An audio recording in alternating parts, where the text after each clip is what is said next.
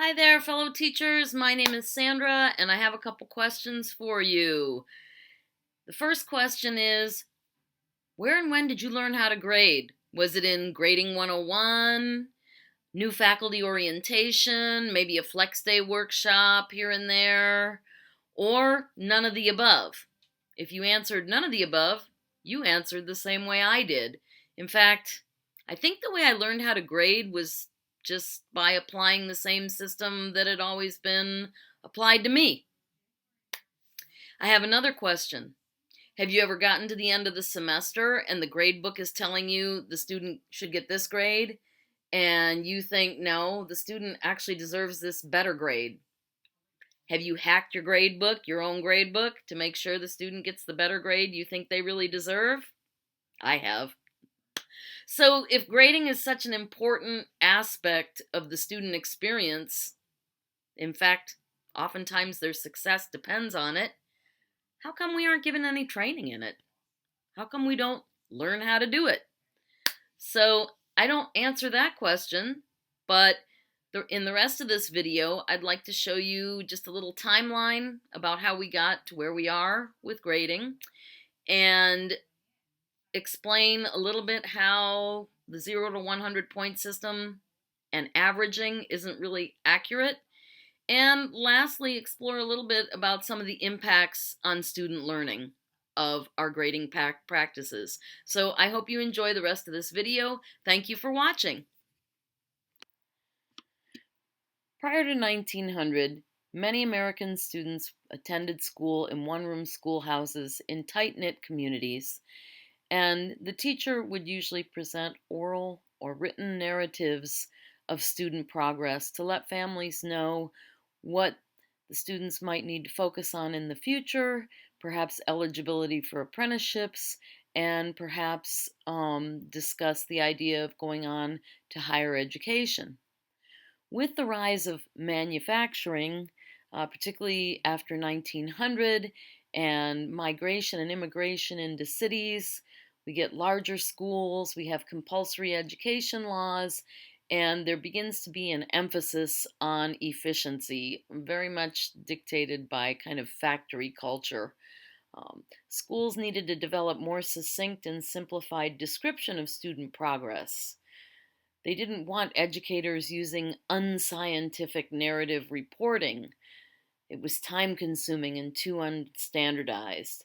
Instead, there was pressure to identify a standardized system of communicating student achievement, not only for bureaucratic ease within the school for sorting purposes, but also for external audiences, colleges or employers. The letter grades A through F had already been in place in some colleges and universities since the early 1900s to show a student's achievement in a course relative to others in the course, called norm-referenced grading. And secondary schools started to use the letters as well. The thinking went, intelligence is distributed across a population with a normal distribution, more formally known as a bell curve. Just like height or weight, then grades are more objective when they reflect that curve within any population. Therefore, schools kind of superimpose this normal distribution idea across a student group and labeled them by letter according to that distribution. By the mid-1900s, a majority of secondary schools used A through F grading and assigned grades according to the normal curve distribution. So the system we've inherited was designed to rank and sort. But most of us teaching now did not get into teaching to rank and sort students. Rather, we would prefer that all of our students finish our class with proficiency in the content, with a preference for a flatter curve, such as this one, where most of our students are deserving A's. In an effort to be more accurate, many of us use a 0 to 100 point scale that we then convert to a percentage, which we then convert to a letter grade. We may give some work more weight than other work in order to reflect the relative importance of the kinds of work students do. Yet, despite our best efforts to be fair and accurate, we still end up with those students whose gradebook grade is lower than the grade we think they deserve, because by the end of the semester, they have achieved proficiency. How is it possible? Let's take an example of two students. So, at the beginning of the semester, we have student 1 and student 2. And student 1 came into our class without really being prepared for the work. And it's time to do the first essay in college. Student 1 also is taking care of their grandma and has some responsibility for younger siblings. Student 2, on the other hand, was lucky enough to go to a high school that prepared them to write an essay.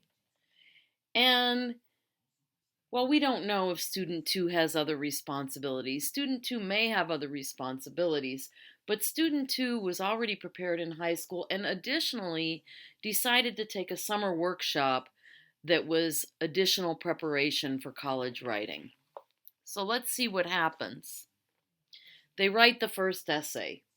A week or so later, student 1 got a 63% on their essay.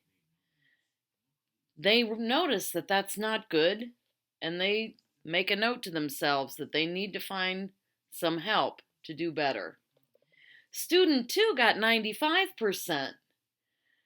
Student 2 is going to push for a perfect 100% and is really happy about the summer workshop they took. Throughout the semester, student 1 goes to the library and visits the tutors in the learning center. As you can see, student 1's essays improve over the course of the semester. And if we look at the grade book, we can see that reflected. Student 1 started out at 63% and over the course of 5 essays ended up at 98%. On the other hand, student 2 started out at 95% and pretty much held that. They had one little blip. They got a 92% at one point, but their last essay was a 99%. So on the last essay, student 1 and student 2 are only within 1 point of each other.